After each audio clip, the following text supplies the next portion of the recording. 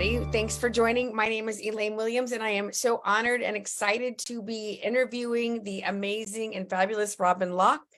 I met her probably, 8 months ago, and my experience of her is just joyful, enlightened, transformational. Whoa, so you're so many things, Robin. Thank you so much for joining me today. Such a pleasure and such a treat to see you again. So thank you so much. Yes, and you do remind me, of the famous Abraham Hicks lady. You have this beautiful wisdom, and they say enlightened people laugh a lot. And I know that Louise Hay used to laugh a lot, and she would say, "Why do we have to be so serious?" And anyway, so tell us, if people aren't familiar with your work, can you tell us a little bit about what you do?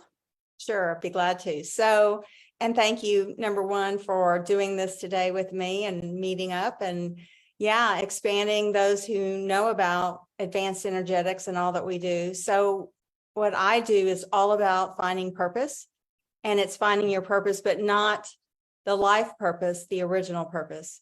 And it's the purpose some call divine purpose, some call soul purpose. We call it the original purpose. And it's the reason that the soul wanted to have this earth experience. And it is the reason that we're here.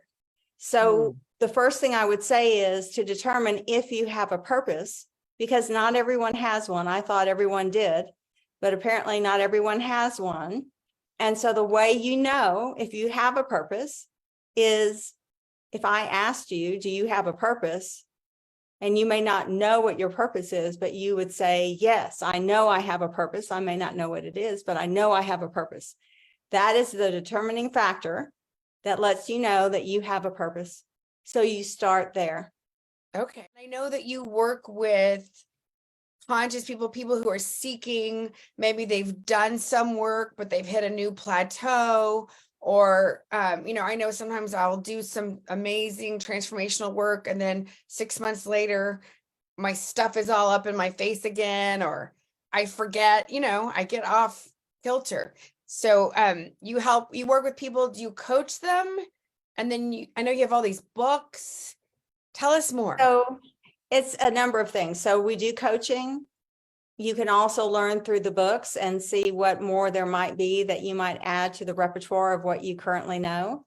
There are so many pathways. We're doing events and we're speaking as we're able. And if you have a location that you'd like to have a presentation made, I encourage you to reach out, because that's what we're looking to do right now. But it's really moving into the awareness that if you have a purpose, then you want to get about that purpose, because when you're not in that place, you can be doing something that you feel so aligned with, and it feels like your purpose, and maybe it is.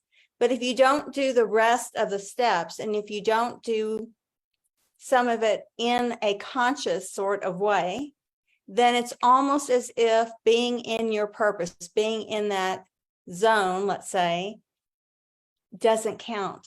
And so your purpose, let me preface by saying, is not a thing, it's energy. And it's the doing of the thing that will bring you to that space. So the thing is the byproduct of the energy that you create in the creation of the thing. And so when you're in that zone, when you're in that space, then you're creating this energy, and that's what it's all about. But you must do it, in my humble opinion, and what I'm getting and my insights that I receive, you must do it from a state of being consciously aware that you're doing it.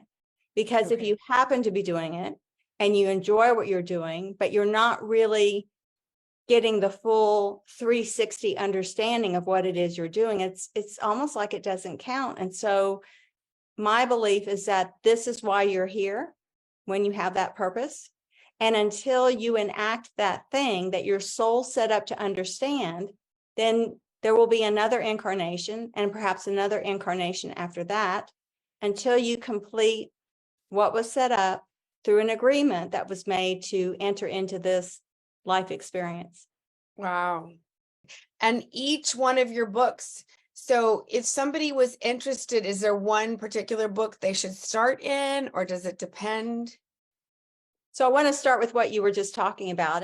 And when you're in a state of being in alignment, you're receiving what's available. So often when we get up to speak, we do it in a scripted sort of way. And we're trying to remember the bullet points that were on the outline so that we cover all the points. Right. When I first started doing this, I was basically given the insight to release everything that I thought I was going to talk about, to trust that I was in the space of receiving, and open it up in a dialogue that I would allow what was ready to come into the room based on the energy that was in the room. And that is the people that are in the room, because when you get down to it, we're all energy, vibration, frequency. And so to trust that that would come about. So what I want to say about what you're doing is, when you're in that space and you do relinquish the mental meanderings of the mind, then you're actually bringing your audience to a higher vibrational level, because you're not bringing them in where your mind would suggest. You're bringing them in where conscious awareness is directing you to go. So kudos to you. I'd had a comment on that. Wow. Well, thank you. So that's lovely that you do that. And that's where you want to be, because when we plot everything from the mind, and I want to just give a little story here. So when I was in Sedona, and actually coming from Santa Fe and going to Sedona, because I've been on this massive road trip, I was in the space where I realized I hadn't booked one of my nights between Santa Fe and Sedona. And that's a little scary when you're on a road. And I don't even want to say it was a little scary. It was just a little, oh my gosh, how did I do that? How did I do this? How did I miss it?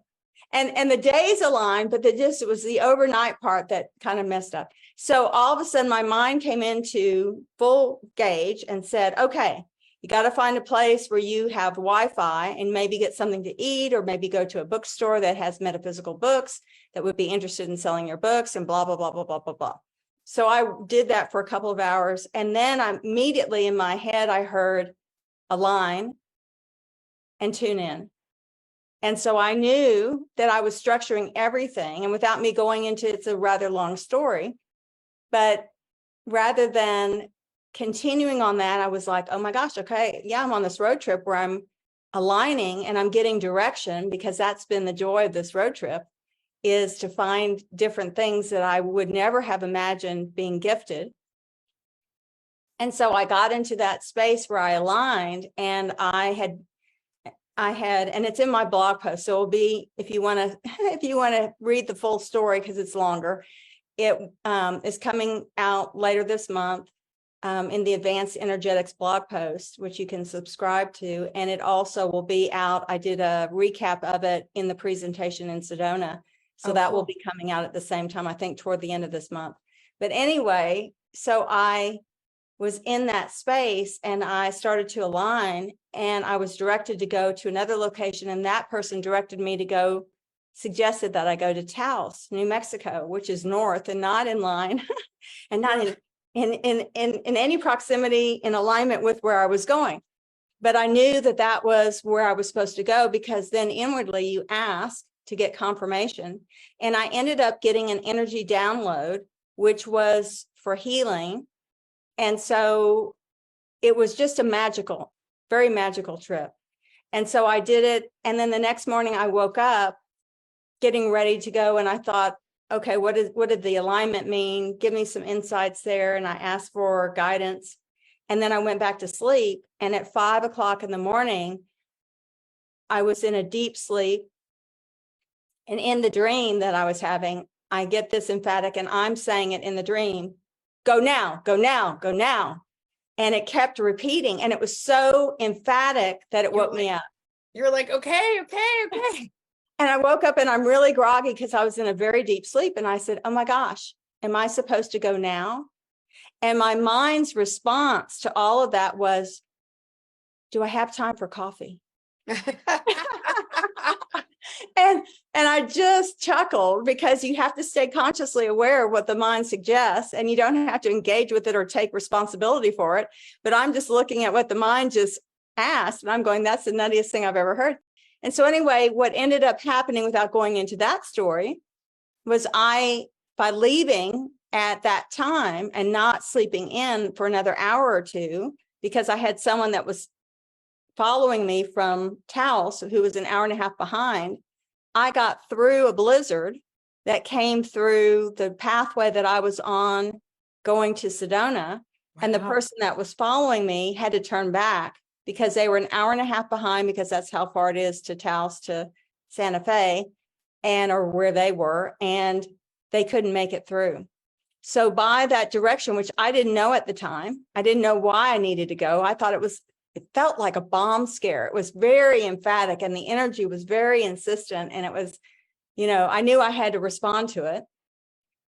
And so what's really magical when you go on something like this and you have no clue as to really what's going on within the day, but you look at the day now, you look back on, I would have been sitting in a coffee shop, creating something on my computer, versus I went to experience and receive an energetic download, and then to move into the next space, which was Sedona, without interruption, because the police actually lined the interstate, had their lights going, semi trucks, 3 of them had jackknifed.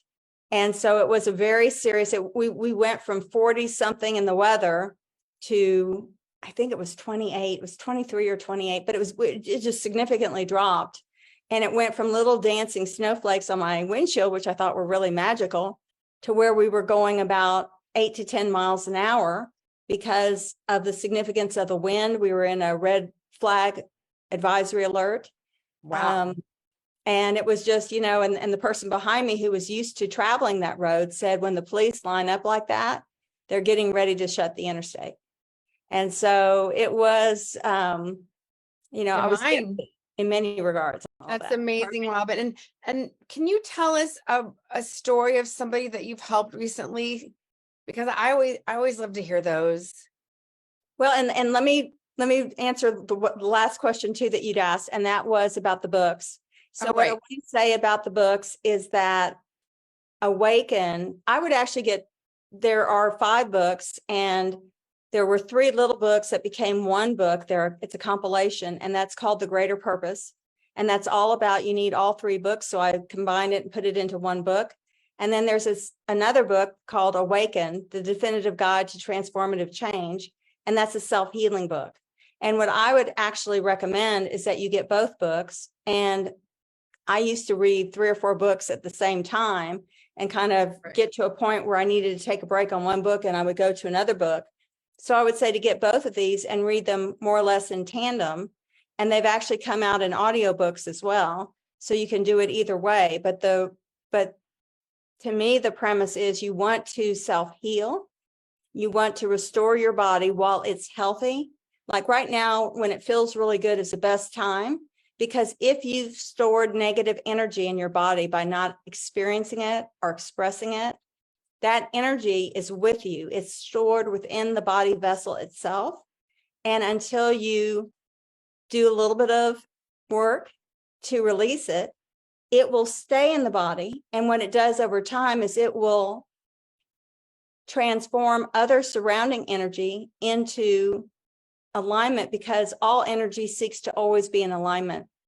And it is truly the beginnings of disease and illness within the body. So what you want to do is you want to purge that or release it by feeling it. And there's a process that you'll go throughout the book. And as you get further and further along, you get to chapter 14 in the Awaken book, where you can reset the subconscious. And we hold a lot of false beliefs. We got beliefs when we were little bitty that we need this protection from this or that and the other, but some of that wasn't real. And so this is the opportunity to reset your subconscious back to universal design. So it's a very significant book. It's an incredible book. It's very easy and very understandable and relatable. And so I would actually recommend both. One is The Greater Purpose, to discover your original purpose, and then Awaken. So both are really great. What I would say is, as far as, and I can give you some examples from Sedona, from those who attended, one of the comments was that they thought they knew so many things to progress in his life, and they had the update and they said that they weren't sure that they knew much at all. And what I would say is, so often we hold these beliefs that the mind wants to reinforce as being valid and true, because the mind always wants to be right. But if Right. you will release beliefs and allow something new to come in, then you allow that new opportunity and that new expression and the new wonderment of what this life might be, because all of this is about looking at life a little bit differently, perhaps, than you Mhm. looked at it before. Because when you can see life and see the value in the things that maybe you didn't like about this life, and you can see negative things that actually provide something that will allow you to release something that isn't necessary, or it will shift your perspective to see life a little bit differently, then you're living in a magical mystery kind of experience. And then you're engaging in the wonderment. And that's why I chuckle, because I stay in an energy, because I receive insights from those who have greater awareness than I do. And I always try to keep my energy buoyed up so that I can connect easily, because the mind will always suggest things that are dour and negative. And when you chuckle at what the mind suggests, the mind's like, this is very important. Right. How can you, How dare you? Right. how can you chuckle at this? And what will happen when you do that is it will be stone silent for a few minutes. And it's like there's nothing going on up here. And it is just almost magical. Oh, I'm Now, like, I quickly tell me adjust. more. I'm getting this book. That's The amazing. mind quickly adjusts. So it's Right. very good at morphing itself. But part of what you're meant to discover is that you are not your thoughts, you are not your mind, and you're not meant to feel guilty about the things that you think, because they are not yours. And that explanation is a part of the greater purpose, that book. And it's the third book that gives the body vessel understanding, your soul, and the connection to source energy. So there's an understanding for all of this. And what the reader, listener, seeker is meant to look at is, how do these things make me feel? So you listen to what's being said. You don't accept it unequivocally. You sit in contemplation and meditation. You remove the mind, you put it on the shelf. You open up a cavity here by putting the mind over here, and then you connect to the heart center. And that connection is to your soul. So you want to anchor the divinity, that divine spark that's in your heart space, that gives you the connection to that higher part of you. And that's where you ask the questions. That's where you seek alignment and confirmation, because it always must start with a personal confirmation that what is said is valid and true. So you never trust anyone or what they say. You just trust yourself. Wow. A lot to unpack, Robin. That's just great. And I know that you shared a story about a woman who had a very challenging relationship with her mother. Mm-hmm. Do you mind just touching on that a bit?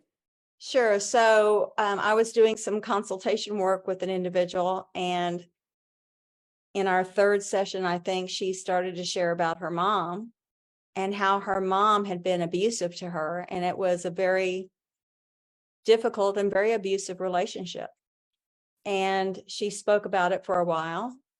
And when she paused, I said, do you know what the gift was that your mother gave you? What the reason that you had that experience? Because it was a gift. And when I said that, you could tell it did not resonate at all. And it took a while. But after that, when we spoke again, she said, my mom and that experience made me empathetic. And that the empathy that I feel toward others is the gift that my mother gave me. And it changed her life. It turned her from looking at things in a traumatic and dramatic sort of way, and being in that negative energy of what that experience was, and the way the mind repeats that in a loop of understanding.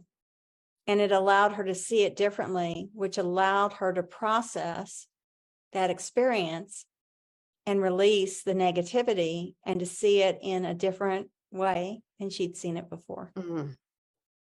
I just love, I mean, it's just so transformational. You know, I just keep thinking about the stories we tell ourselves. And anyway, I just love this work, Robin. And I want people to know about you.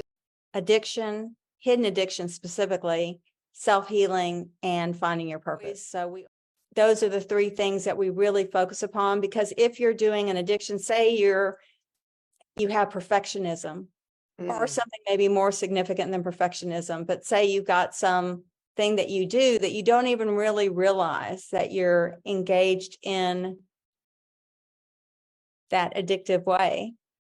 If you don't recognize it, because recognition is the very first thing, Right, if you awareness. self-heal, but you're still doing this other thing, then how do you really self-heal until you acknowledge and make different choices here? Because it all starts with awareness. Mm-hmm. And so when you do these two things, then when you move into your purpose, you've actually sustained the body vessel for a longer period of time. Right. It's like you've raised the vibration. Yes. I wanted to speak as I'm in, recovery for several things. And I think that sometimes people have this addiction, they think it's like the old guy in the trench coat with the brown paper bag. And, there are a lot of active, highly functioning people who are really struggling and suffering. And ask me how I know, because I hear it in the rooms, in the 12-step rooms. And there are moms dropping off their kids with vodka in the water bottles. I mean, there's judges who are addicted to crack. I mean, there's so much happening, and it doesn't have to be super extreme. It could just be like an addiction to shopping online, or eating junk food, or anyway, there's so many things, and I know that you help people with that. So what I'll say is that there's an understanding that we share, that we're getting out there, and that's what we relate in this, that causes you to look at addiction in a more conscious way and in a different way.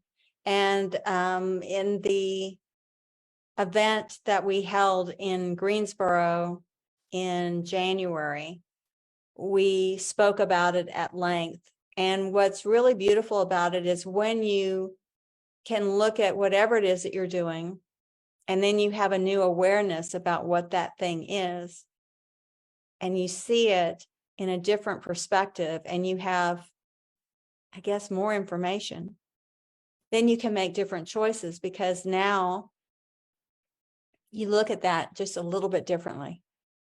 And all of it is like flexing a muscle and growing a muscle, stilling the mind and connecting to your source is something that maybe you haven't done, but maybe you've been alive for a little bit of time here and you've never known about any of this. So you Right. can't expect all of a sudden to have that muscle. It's like going to the gym. You can't go and lift 50 pounds or 25 pounds or 100 pounds until you've worked up to developing the muscle and allowing that to strengthen and grow. And that's what this is all about. None of it is hard. None of it is rocket science, but it is something that as you grow in this awareness and as you grow to think about this in a different way, then you make different choices and your life does transform. When people leave the workshop, or however you want to term it, some term Sedona retreat, but however you want to term it, when you leave, you're not the same person, because now you have a different recognition about how life works, why life is as it is. And now it's not so difficult. It's not so drudgery oriented. It's not what you thought it was before. And now you look at this and everything that you receive as a gift. Wow, that's beautiful. I love it. So this is really whether you're just starting your journey, or you've been a seeker of consciousness for a while, or you just feel like you're you're ready for something new or you want to explore. I mean, it's really for anybody, but if this is resonating with you, get you connected with Robin Locke. And ever since I've met Robin, she's always lit up, super connected, super high vibe, loving and fun. She giggles more than anybody I know in the cutest, in the most fun, loving way. And who doesn't want more of that, right? So, Robin, thank you so much for sharing all of this beautiful